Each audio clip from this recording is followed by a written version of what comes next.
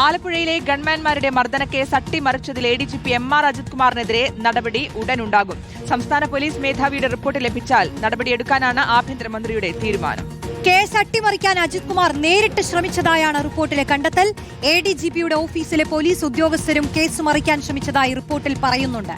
ഈ ഉദ്യോഗസ്ഥന്മാർക്കെതിരെയും സസ്പെൻഷൻ ഉൾപ്പെടെയുള്ള നടപടി ഉണ്ടാകുമെന്നാണ് സൂചന.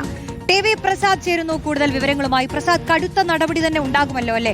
പ്രത്യേകിച്ച് DGP റാങ്കിലേക്ക് അജിത് കുമാറിനെ പരിഗണിക്കാനുള്ള ഒരു സമയം അടുക്കുന്നതിന് മുൻപ് ഈ നടപടി നമ്മൾ പ്രതീക്ഷിക്കുകയാണ്. പ്രത്യേകിച്ച് ഈ UDF സർക്കാരിൽ നിന്നും അജിത് കുമാറിന് രാഷ്ട്രീയ സംരക്ഷണം എന്നുള്ള വിവാദങ്ങളൊക്കെ ഉണ്ടാകുന്ന സമയത്ത് നടപടി പെട്ടെന്ന് എടുക്കുക എന്നുള്ളത് സർക്കാരിന്റെ ഉത്തരവാദിത്തം കൂടിയാണ്.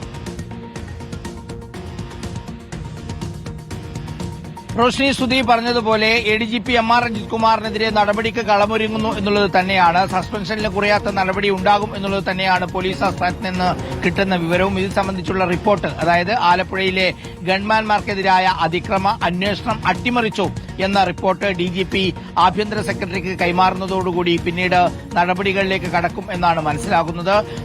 MR അജിത് കുമാറിന് സംരക്ഷണം കൊടുക്കേണ്ടതില്ല, ഇളവ് കൊടുക്കേണ്ടതില്ല എന്ന ഒരു നിലപാട് ആഭ്യന്തരമന്ത്രി രമേശ് ചെന്നിത്തല ഇതിനകം തന്നെ എടുത്തു കഴിഞ്ഞു എന്ന വിവരമാണ് പുറത്തേക്ക് വരുന്നത്. അതിനൊപ്പം തന്നെ MR അജിത് കുമാറിനെ ആ അന്വേഷണം അട്ടിമറിക്കാൻ സഹായിച്ച മറ്റുദ്യോഗസ്ഥർക്കെതിരെയും നിർണായക തെളിവുകൾ അന്ന് SITക്ക് കിട്ടിയിട്ടുണ്ടായിരുന്നു. അതടക്കമുള്ള റിപ്പോർട്ടാണ് SIT DGPക്ക് കൈമാറുകയും ചെയ്ത് ഉറപ്പായും അവർക്കെതിരെയും നടപടിക്കുള്ള ശുപാർശ തന്നെയാണ് DGPയും കൈമാറുക എന്നുള്ളത് തന്നെയാണ് മനസ്സിലാകുന്നത്. ഇനിയിപ്പോൾ അധികം വൈകാതെ തന്നെ നടപടിയിലേക്ക് കടക്കും.